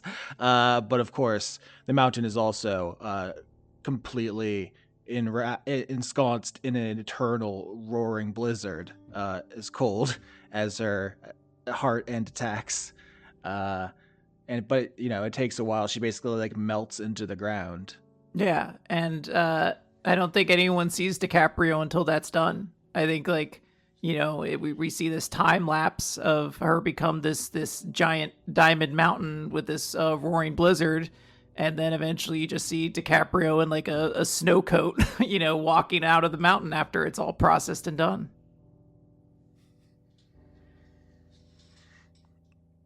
You don't have to put this in the show, but I like to imagine that this happened right next to the the thing that Thrag turned into at the end of season 9, and his ghost is watching like, what the fuck was that? What just happened?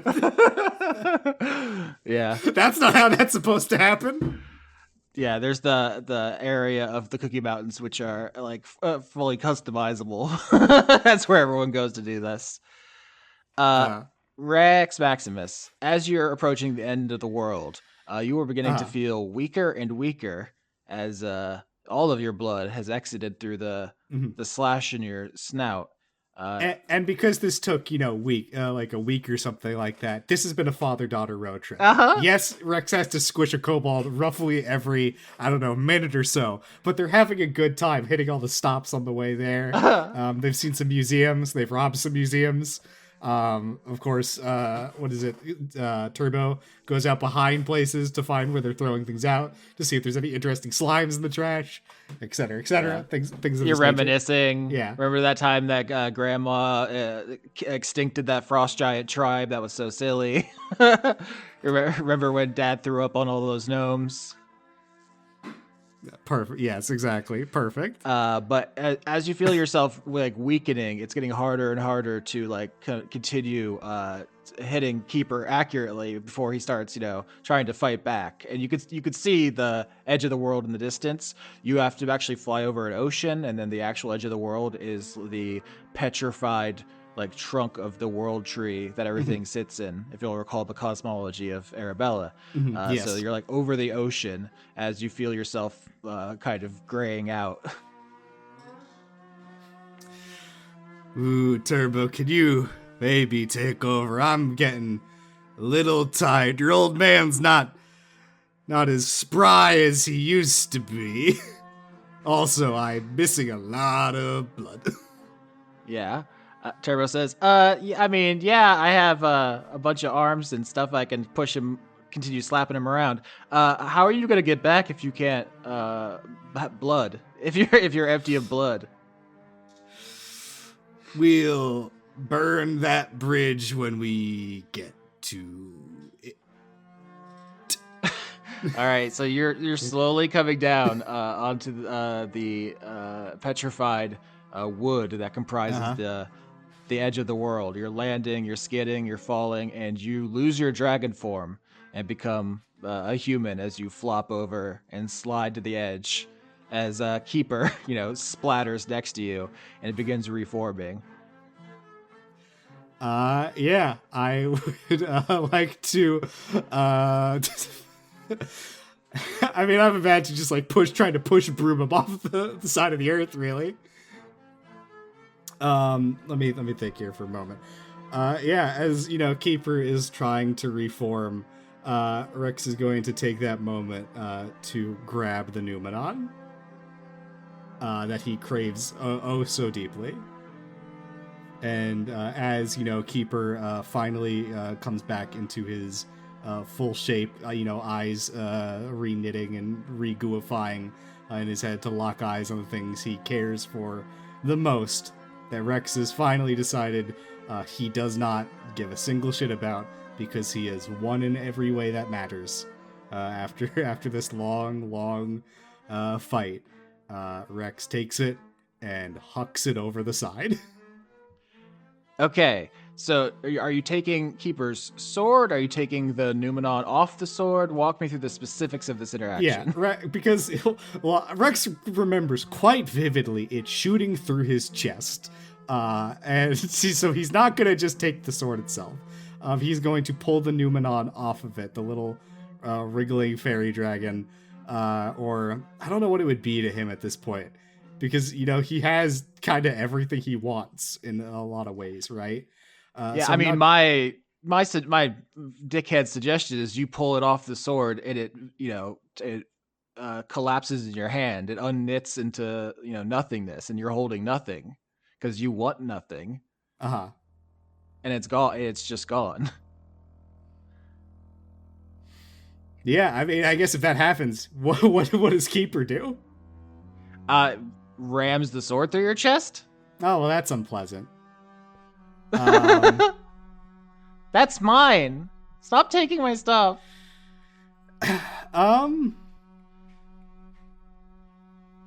Yeah, I think Rex gets stabbed in the chest. He's bleeding out of his mouth, rapidly approaching his end, and turns his head to Turbo and says, "You're not gonna need the monkey," and then hurls himself and Keeper off the side of the world. Oh my god. Dan. Dan.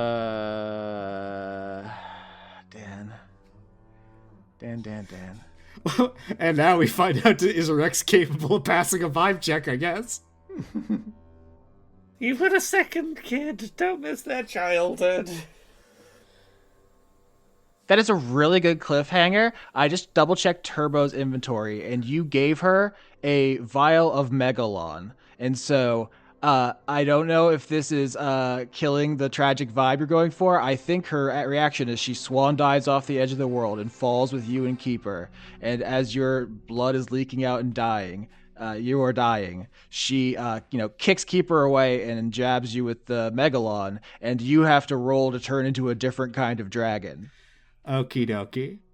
Because you were born red, that is your birthright, but your whole thing is earning and deserving things. What if you're not red in your heart? What if you're something else? Well, now here's the question. I'm being injected with my own blood. so I am being... It was derived from your blood, but it's still nanomachines that disassemble you on a genetic level and then rebuild you. What do you want me to roll here, Austin?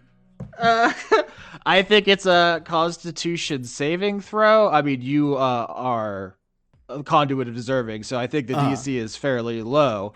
But the question for me is more like, Turbo goes swan diving off the edge. The camera just shows this, shows the desolate end of the world with no characters. Holds it for like a really long time, and then 2 dragons come flying back over Turbo, and you rolled a 28. I was looking for a 10, so. Fuck. Let me. What is? I didn't think this would happen. I know, me neither. I didn't know. But you have to take your own medicine. You are rebuilt from the ground up to survive, as Keeper and his sword fall forever out of the world. He doesn't die, but he is living somewhere else now. And as far as you know, the Numenon is gone. You don't know where or why or how. Damn it, I typed Dragon of Crowns and I'm just getting big titty Amazons and witches from a 2011 Vanillaware game. I mean, there is a Horde dragon in that. The Fortune Dragon, yes. Fortune Dragon, yeah. I think when Squitch and I read the Draconic Codex, we're like, oh, that's just what Rex is.